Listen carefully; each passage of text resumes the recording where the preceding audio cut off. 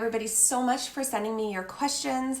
I'm just gonna hop right in. If you've sent me a question and I do not answer it during this live, please reach out again. Honestly, it means that I forgot, but I do want to answer your questions. Okay, so question number 1. Why does my hair always feel greasy? Why do I always feel like there's just buildup in it? So let's start super simple. Shampoo, scalp, only. Conditioner, ends only. Sometimes people put too much conditioner or treatment up on their scalp, and you have natural oils up there. You do not need to be putting your conditioner up on your scalp. That can cause buildup, that can cause greasiness. Now, if that's not the case, maybe you're not rinsing your shampoo out enough. And I know that this sounds nuts, but so many of us do not rinse shampoo out properly, especially if you have thick hair, and especially kind of back in that crown area and underneath. So something that I do, I don't know if you guys have it, I can't live without, like the shower nozzles that you can turn and have the different settings. So I love the one that goes like that. It's literally exactly what it does. But I love that one because I feel like it actually like jams water through my hair onto my scalp. And what I do too is I go and I separate it. So I'll like separate it through here and get that like water jammy thing in, and then I separate it over on this side, and I just make sure that the shampoo is super duper rinsed out before I apply my conditioner. Now, maybe you're doing all of that. It could be ingredients in your hair care. So if you have silicones or waxes or mineral oils in your products, those are going to build up on your hair, and they could build up on your scalp as well. If you have sulfates and parabens and phthalates in your products, and those are touching your scalp, first off, what goes on your skin is absorbed into your body. Parabens, phthalates, sulfate, those are like carcinogenic, toxic chemicals, and we don't want those on our hair, on our scalp, in our body, just like no. And there's so many options for phthalate-free and sulfate-free shampoos and conditioners and skincare and all of that kind of stuff. So if you have those in your products, maybe that's something that's drying out your scalp. And when you're drying out your scalp, it's going to go into overdrive to produce more oils. So that could also be a cause of it as well. Now, pH. pH is huge, and this is a huge factor in our hair and skin. I'm way too excited when I talk about this. I can't even breathe. If you're not using a product with a proper pH, you're actually putting your body, your skin, your scalp, whatever it is, into overdrive. So it's producing way too much oil. So go in your bathroom, grab your shampoo, grab your conditioner, grab all of your hair care, grab your skincare, your body wash, your body lotions, all of it, and check the ingredients. And if you don't know how to read it, reach out to me and I will teach you how. Okay, number 2.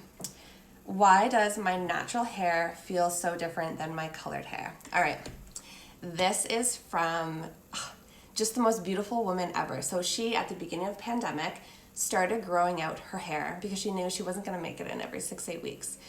So picture this, like a dark, rich chestnut brown, now only here. So she's got gray from like here to here, and then the brown. And this is smooth and silky, and it has a nice texture. And the gray is frizzy and crazy and dry. Doesn't make sense, right? You think your colored hair, the damaged colored hair, would be the frizzy, dry, where your natural would be awesome. Now, gray hair. So as we age, our hair follicle stops producing the pigment cells. So slowly over time, your hair has less and less and less pigment in it. Now, slowly over time, your oil glands, which sit right near your hair follicle in that dermal layer of skin, they stop producing as much oil. So your hair is not getting as moisturized, it's not getting as nurtured. So this could be a reason why gray hair comes out dry and frizzy and just a whole different texture.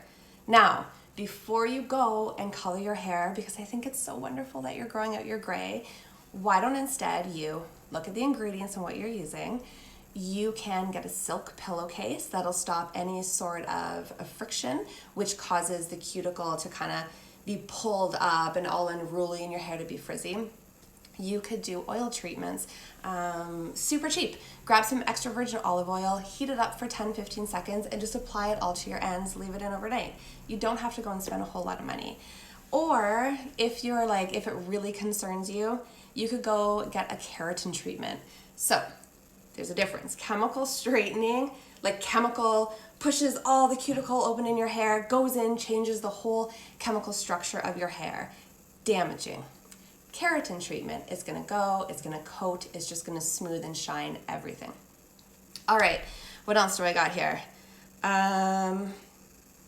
Oh, a boar bristle brush. So if you're finding that you're growing out your gray, or if just your hair in general is unruly or frizzy or dry, drink like 7,000 times more water than you drink right now. And get a boar bristle brush. Whoever can say that 3 times fast, send me a voice message. I'll send you a boar bristle brush. So what this is supposed to do is you, like right from your scalp, you're gonna take it, and it's very soft, and you're just gonna comb everywhere. And it's supposed to bring your natural oils down through your hair, because our natural oils are always the best. All right, what do we got? My scalp hurts. I hear this one so often. So often. Okay. Dry shampoo is not shampoo. Let's say this again. Everybody with me. Dry shampoo is not shampoo. Okay? I think 99% of people that have irritated scalps, it's either they use way too much dry shampoo, or it's something that they're eating. So it's a food sensitivity. Okay, if you checked your products, you don't have any of those crap ingredients in them. If you don't use dry shampoo, you need to start in your gut. So what I did, I've done this many times, but the first time I did it, I cut out gluten, artificial sugars, dairy, and processed foods, and alcohol. And then I slowly reintroduced. So in that 30 days I was not eating these things, my skin and my scalp and my hair was fucking amazing. And then I reintroduced wine and cheese, because it's like my favorite things. And it was the craziest thing ever. I had spots on my scalp that I could literally just like pick things off. It was red, it was itchy, it was so sore. And I realized that dairy and artificial sugars just like kills my scalp. Do I stay away from dairy and artificial sugar? Not all the time. But if your scalp is hurting you so much, it's something to try, right? Honestly, what are you gonna lose? You're gonna feel freaking amazing just eating like good food, and your scalp won't hurt. Okay, I feel like my hair never grows. So our hair has a life cycle. You have 3 different stages. There's one where it's like growing, there's one where it's just chilling, and there's one where it falls out. And this all is a certain amount of time. So if you're somebody whose hair has never been like longer than your shoulders, that's just your hair's life cycle. It doesn't have enough time in that cycle to grow longer. So you can message me and I'll give you some extensions if you want, or you can just embrace what your hair is. Also, your hair could maybe not be growing because of damage. So heat, every time you put heat through the ends, every time you color your hair, you're stripping a little bit of it away, and it may just be breaking. You actually wouldn't believe how many people I see, especially all around the front, whose hair doesn't grow because they're just breaking it off constantly. Think of your hair, think of each hair shaft as your fingernail. And every time you put heat on it or you color it, it's like taking a nail file over your fingernail. So you are just taking off layers and layers and layers and layers until there's nothing left in your hair. What else do we got? Okay, last one. My hair is feeling thinner. Oh man, honestly, I bet more than half of the people, the women who I'm talking to lately, are finding that within the last year, they've really been losing their hair. So stress, worry, anxiety, hormonal imbalance, all of that stuff has an effect on your hair. Say you're on like a super hardcore diet, that can cause hair loss. You just had a baby, that can cause hair loss. So like big things in our life that throw us off balance can cause hair loss. And it's because your body doesn't need your hair. Like your hair is not essential. So when you're stressed out, when you're worried, when you're anxious, that throws your hormones off and your body goes, whoa, I have to protect the things that keep me alive. My heart, my brain, my lungs, all of that. I'm just gonna like jam these hair follicles into a resting stage because I don't need them right now. Okay, if you want more information about that, guys, we're in a pandemic, right? People are stressed, people are worried, people are anxious.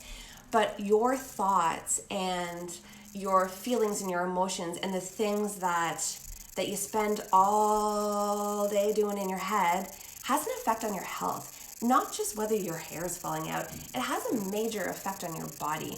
So, like, I don't know, why don't we turn off the news sometimes? Why don't you stop filling your head with everybody else's like highlight reels on social media and comparing yourself to them? Why don't we stop watching bullshit TV shows on Netflix for hours and hours and hours and hours? Why don't you stop hanging out with the people who judge you and who are mean to you? Like, take care of yourself and take care of your mental health, because if you're sitting here thinking, wow, my hair is really kind of thin, I would dig deeper. I would dig way deeper than that and do things like journal, try to meditate, hang out with people that make you feel really good. Instead of watching the news for 18 hours a day, turn the TV off and go outside. If you want more information on stress, anxiety, worry, hormones, and how they affect your hair and your health and just you in general and your happiness, I just completed, I'm going to call it a course. I guess it's not really a course. I just put together a really cool thing with all of this information about stress and hair loss. It is in my link in my bio. So go check it out. Let me know what you think. I've got more things to come, but I really just wanted to kind of focus on stress and hair loss first, because 95% of the messages that I get from people are related to hair loss right now. Okay. Anyway, guys, I'm gonna let you go. I was supposed to come on here later and do this, but I was like really excited, so I didn't know. Okay, if I didn't answer your questions, please let me know. I'm going to try to figure out how to get off of this live right now. I hope you all have an amazing weekend. Okay, bye.